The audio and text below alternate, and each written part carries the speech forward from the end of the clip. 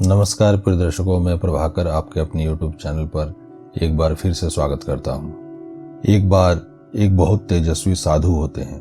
भिक्षाटन के लिए गांव में जाते हैं। वे गांव में नए होते हैं। एक दरवाजा खटखटाते हैं। वो एक वेश्या का घर होता है। वो वेश्या स्वयं भिक्षा देने के लिए बाहर आ जाती है। देखती है कि दरवाजे पर एक अत्यंत तेजस्वी साधु खड़ा है। साधु देखता है कि अत्यंत सुंदर नारी है, तो साधु अपने स्वाभाविक कर्म और धर्म को भूलकर उसके स्वरूप को देखकर मोहित हो जाता है। बोलता है, मुझे आटे दाल की भिक्षा नहीं चाहिए देवी।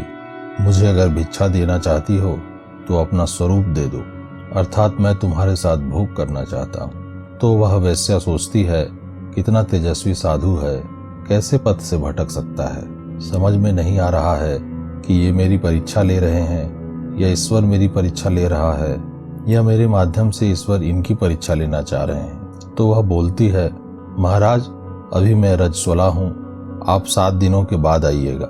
7 दिनों के बाद मैं आपको आपकी इच्छा की भिक्षा दे दूंगी। तो साधु अत्यंत प्रसन्न हो जाता है, चला जाता है। वैश्या अपने घर के अंदर चली जाती है। उसकी माँ जो उसके साथ ही रहा करती है, उससे वह बोलती है, माँ 7 दिन तक मैं अपने कमरे में ही रहूंगी, भोजन नहीं करूंगी, केवल जल लूंगी। 7 दिन के बाद ये साधु आएंगे, उनको मेरे पास भेज दीजिएगा और मुझे चांदी के बड़े सुंदर बर्तन ला दीजिए और रेशमी वस्त्र भी लाकर दे दीजिए। उसकी माँ सोचती है शायद साधु ने कुछ ऐसा कहा होगा, वो सब इंतजाम करवा देती है। वो बोलती है, एक नाई को भी बुला दीजिए। उसकी माँ नाई को भी बुला देती है। वो नाई को बोलती है, मेरे इतने सुंदर बाल जो एड़ी तक आते थे उनका मुंडन कर दीजिए। नाई घबरा जाता है। नाई बोलता है, आप मुझसे व्यंग कर रही हैं, स्त्रियां तो मर जाती हैं इतने सुंदर, इतने घने, इतने काले बालों के लिए, और आप बोल रही हैं इसका मुंडन कर दो। तो वह बोलती है, नहीं, मुझे एक साधु को बचाना है, उसके लिए तो यह बहुत छोटी सी कीमत है, इनका मुंडन कर दो। सामने वो चांदी का बर्तन रखा है, उसमें बालों को डालकर रेशमी वस्त्र से ढक दो। वो नाई ठीक वैसा ही कर देता है।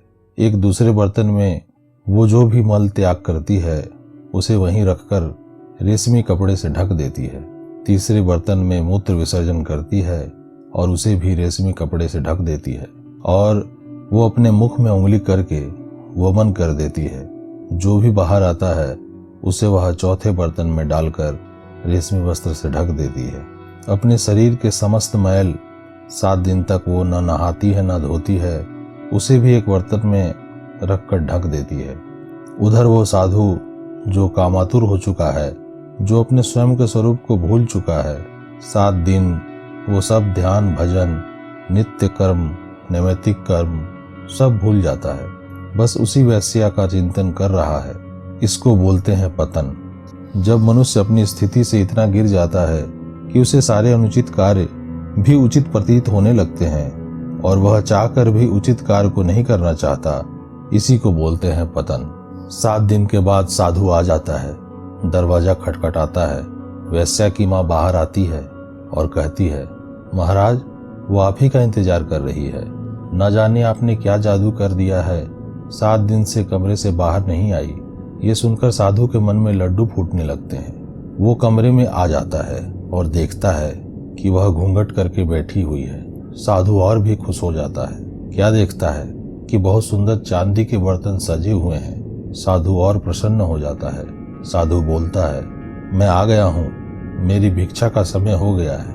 वेश्या बोलती है, महाराज मैंने पूरे 7 दिन लगाकर अपने स्वरूप को बहुत तैयार किया है आपके लिए। आपने मुझसे मेरा स्वरूप मांगा था, मैंने वो तैयार किया है। साधु प्रसन्न हो जाता है। वेश्या बोलती है, महाराज आप एक एक करके उस बर्तन के कपड़े को हटाते जाइए, मेरा स्वरूप आपको ज्ञात होता चला जाएगा। साधु विस्मित हो जाता है कि ये सब क्या है। फिर जैसे ही पहला कपड़ा उठाता है, उसमें देखता है कि इतने सारे बाल पड़े हुए हैं। उसे कुछ समझ में नहीं आता है। दूसरा कपड़ा खोलता है तो मल की तीव्र दुर्गंध होती है। तीसरा खोलता है तो मूत्र की उससे भी तीव्र दुर्गंध आती है। चौथा खोलता है, उसमें शरीर की मैल पड़ी हुई है। 5वें में वमन पड़ी हुई होती है। साधु क्रोध में बोलता है, ये क्या भद्दा मजाक है, तुम कौन हो? वो अपना घूंघट हटाती है तो साधु उसके स्वरूप को देखकर भयभीत हो जाता है। न सर पर बाल, न कोई तेज, न कांति, न कोई ओजस है। 7 दिनों से उसने कुछ खाया नहीं है, एकदम जीर्ण छीर्ण हो चुकी है। तो साधु बोलता है, तुम कौन हो? वो सुंदर नारी कहाँ गई जो 7 दिन पहले मुझसे मिली थी?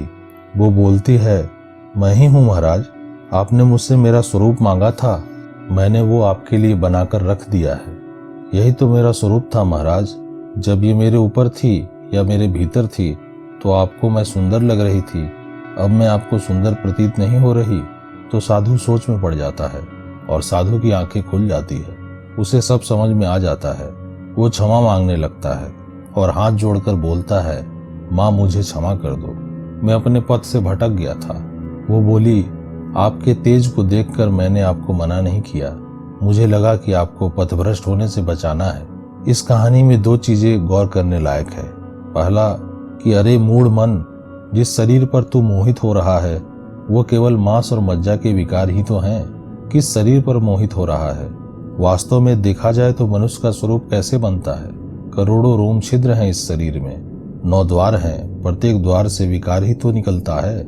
दूसरी बात यह है कि जो वास्तविक भक्त योगी होता है, ईश्वर उसका स्वतः ही ध्यान रखते हैं, उसका पतन होने ही नहीं देंगे। और जो योगी है, भक्त है, वह स्मरण रखता है वह किस भाव में स्थित है, उसका पतन तो होता ही नहीं है। जो पतन हो जाए तो वह योगी कभी था ही नहीं। बंधुओं, आशा करता हूँ कि आपको यह कथा पसंद आई होगी। यदि आपको कुछ भी नया सीखने का अवसर मिला तो कृपया हमारे चैनल अद्भुत ज्ञान रहस्य को लाइक करें, सब्सक्राइब करें तथा मित्र मंडलियों के साथ शेयर करें। आपका दिन शुभ हो, मंगलमय हो। धन्यवाद।